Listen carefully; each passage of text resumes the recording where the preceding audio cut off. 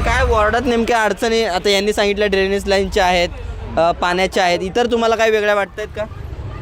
नाही येते पाणी बिनी वेळेवर येते.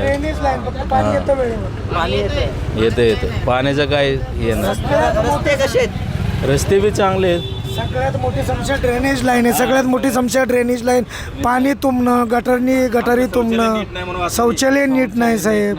हे आमच्याकडे लक्ष द्यावं. राजकारणी लोकांनी निवडून दिल्यानंतर आम्ही गोरगरीब जनता त्यांच्या पाठीशी असतो, पण ते आमच्या पाठीशी राहत नाहीत. लास्टला निवडून गेले की येत नाहीत. मला सांगा, या ठिकाणी नगरसेवक सुनील अण्णा होते या ठिकाणी आणि त्यांना नंतर ते आमदार झाले आणि तोपर्यंत काही स्थानिकच्या निवडणुका लागल्या नव्हत्या, प्रशासक होतं.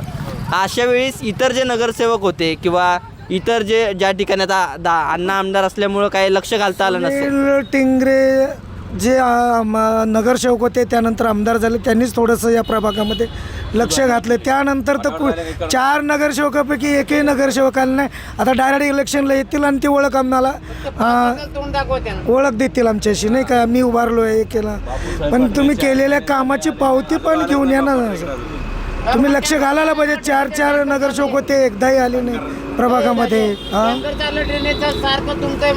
पाणी ड्रेनेज लाईनचं खास म्हणजे आमच्यासाठी त्रासदायक आहे आणि पाणी पिण्यासाठी वगैरे वेळेवर येतं, त्याबद्दल काही दुमत नाही.